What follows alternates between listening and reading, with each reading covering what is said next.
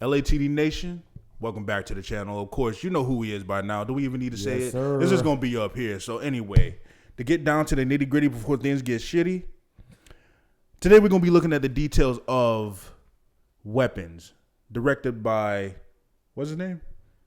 I can't even remember, to be honest with you. I think his last name. Zach Cregger. Yeah. Zach Cregger. Yep. Starring Julia Garner, Benedict Wong, Josh Brolin, and so many others. So, yep, the second movie that he's directed, the second horror movie, I should say. Right. Coming after Barbarian in 2022, which was a really, really good movie by most people's account. I remember I saw it. I enjoyed it a lot.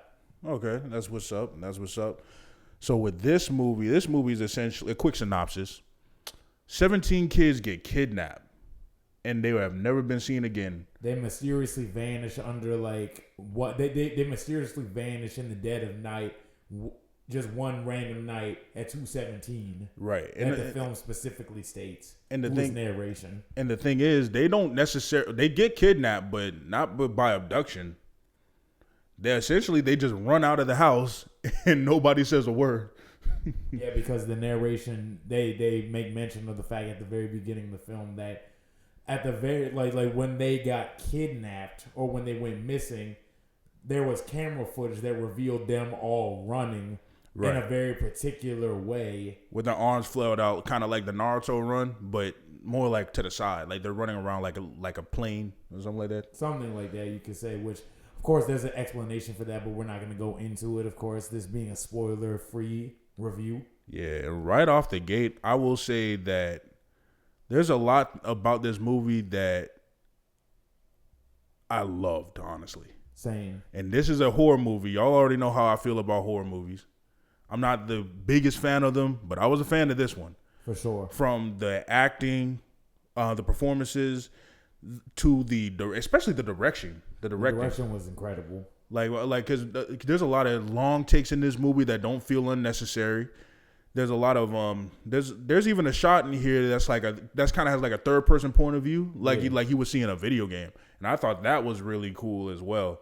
It's just like the direction, the lighting, it looks great, it looks pristine. Like, this man knew exactly what he was doing. You can tell that he's benefiting from a much bigger budget after the success of Barbarian, because that was a very, very successful movie. Right. He proved himself as a great first-time director. He knows how to build tension. He knows how to build suspense, atmosphere. But one thing that's starting to be a trademark or a hallmark of his movies, at least thus far, is his humor, his sense of humor. Because there was humor in Barbarian that kind of broke up a lot of the more seriousness, sort of like intensity of it, but it did it in a way to where it doesn't feel like it undercuts the tone. Right. It feels like it's perfectly well-placed humor, and I think that may be one of, if not my favorite aspect of this movie. Surprisingly, it's a much funnier movie than you would think, especially for a horror movie. Exactly, and I 100% agree with all of that, because this movie is is the exact same way as Barbarian as far as the humor is concerned. It doesn't undercut the tone whatsoever. Everything still feels the tension still feels high, even when something funny is going on. For example, there's a certain they kind of extend this joke for a while in this one scene near the end of the movie. But it works very, very well. Exactly. Saying even when one of the characters who's like a drug addict, he's easily the funniest part of this movie. Easily. Even intentionally or unintentionally, the funniest part of this movie. And that's the thing I like about this movie, is that it almost feels like, because the plot kind of takes you, it's a very unique direction as far as like how it's told. There isn't one central protagonist so much as it's about a community grieving with the after effects of them losing these kids. One perspective, the first perspective you get is Julia Garner. She plays a teacher, Justine, and she obviously she's actually the teacher of the 17 kids that get abducted. So y'all already know, as soon as they find out that the kids never showed up, they immediately blame her. Exactly. It's 17 kids that are gone out of her class except for one kid. His name is Alex. He's the only one that's left in the class. And so, played by, let's see here, played by I can't find the kid. He's not on this cast list. But anyway, I digress. We digress. But yeah, within the movie, you get to see a lot of different perspectives. You get to see the perspective of Justine, how she's dealing with the loss. You get to see the perspective of one of the kids' fathers, played amazingly so by Josh Brolin, one of my favorite actors for a minute. Archer, that's his name. You get to see the perspective of the aforementioned drug dealer. You get to see the drug addict. James. Yeah, James. Police officer Paul, who has an interesting dynamic. Played by Alden. I'm sorry. Alden Ehrenreich. Yeah, because Alden Ehrenreich. Yeah, I knew he was familiar because he looked. He was on Solo. You said right? Yeah, he played Han in Solo. Okay, bet he was also in Ironheart too. So just those are the two shows that I remember seeing him and from. Hail Caesar. Hail Caesar? Yeah, he was in that. Yeah, I didn't see that. I didn't see it for obvious reasons, but but we saw Benedict Wong, who plays Andrew, the principal.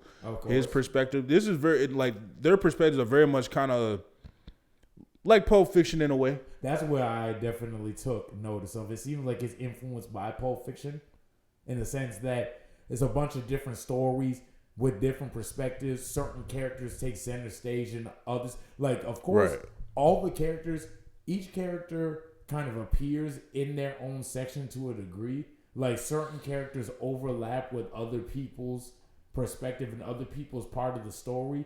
And it kind of is interesting to see how he puts everything together, how he kind of fits everything. And he does it in a very cohesive and seamless way. So it really comes across...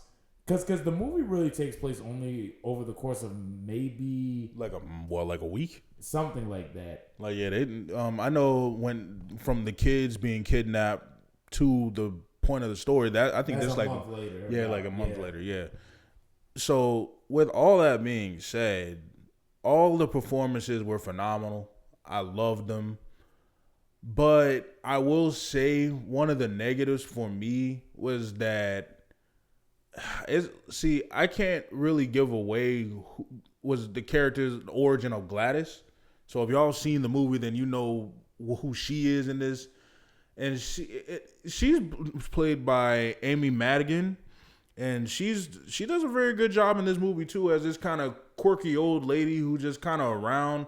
She's dressed as like the Joker a little bit with like a red, not like a red clown wig, but it's like a red haired wig, and then she has like a bunch of red lipstick around her, eyeshadow, like in these big old glasses, kind of like Rodney's. Yeah. So I'm just don't want to give too much away, but yeah, she has a very interesting role, of course.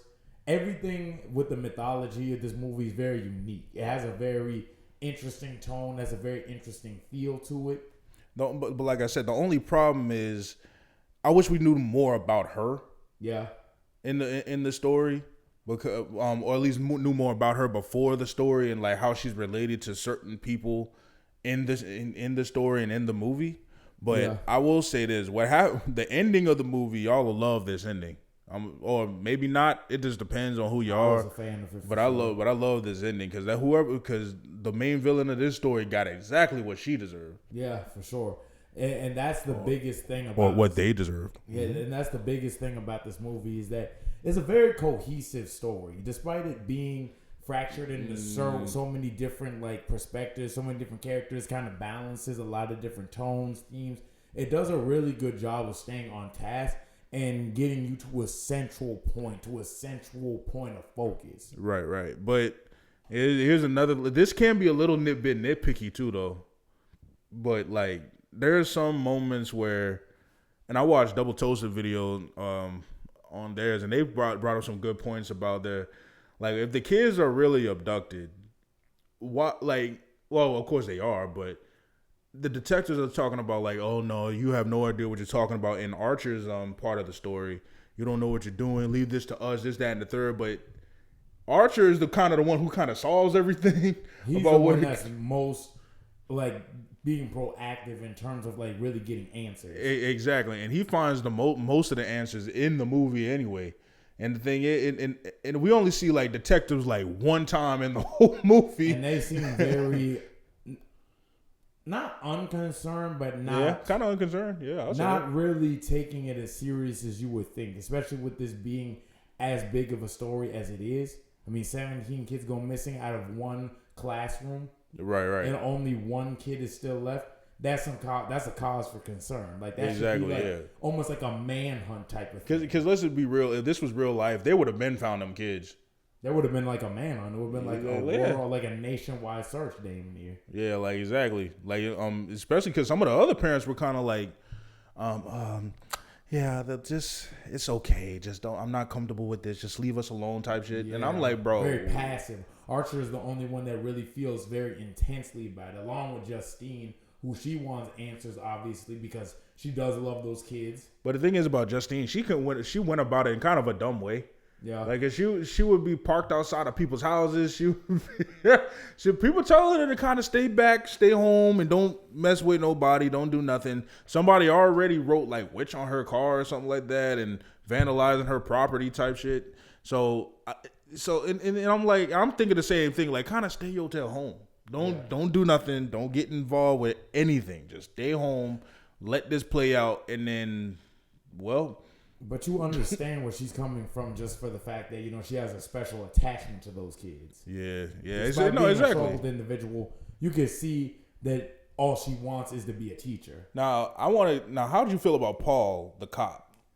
I don't want to give away too many spoilers about Paul, but Paul definitely is one of the more. He's one of the more ambiguous characters in his morality. I will say that. One thing I did notice about this movie, to me, most of the people in this movie aren't necessarily great people. Yeah. They have their that's one thing I like, is that they kind of like have their problems. They're more realistic.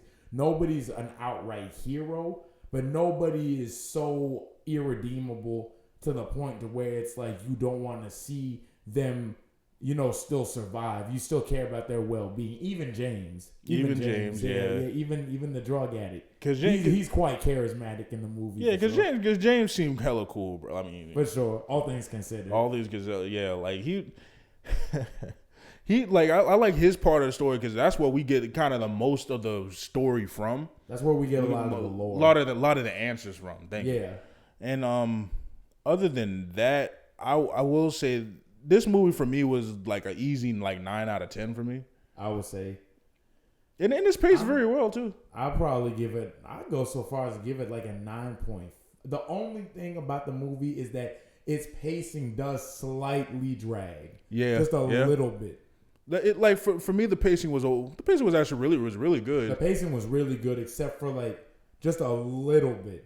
Towards the end. But by that point though, it's still got enough steam and momentum. It never loses momentum. It never lost me in terms of like how entertaining it is, in terms of like what's going on, moving from one point to the next. Right, because even when the pacing kind of slows down, it'll still bring you back in. Yeah, and on top of that, it was pretty scary for what it was. It was intense, but I thought the jump scares were pretty effective too. Very effective. Because man, there was times when I'm like in my seat, I'm like, oh hell no, bro, we ain't doing this today. We ain't doing this.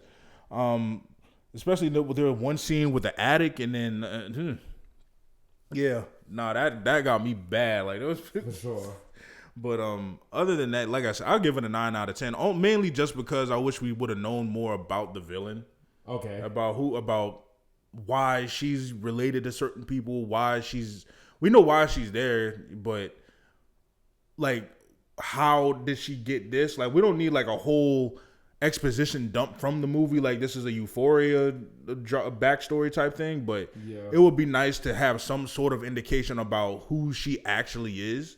Okay. You know what I'm saying? Like maybe like a little Easter egg on the wall or something hidden to see these things, and why she has these powers. But other than that, 9 out of 10, easy 9 out of 10, high heat for me. Oh yeah, I could definitely say the exact same thing. It's one of my favorite movies of the year so far. I very much enjoyed this movie. This was one of the most fun theater experiences that I've had in a while, because it was a packed theater for the most part, Sunday afternoon, and the audience was into it. Everybody was having a good time, and it was really cool seeing like the balance between like the jump scares getting people and then the humor. It did a really good job of like kind of like taking almost on like a roller coaster ride. it was a very unique experience, especially for a horror movie. And the funny thing is, the last video we did, we talked about a more originality in movies and stuff like that, and especially in horror movies. Yeah, this is I agree. But with that being said, man, I've been Jay. This has been Rodney. We're LATD. We got more videos coming for y'all, more reviews, more wrap-ups, all of that, man. So stay tuned.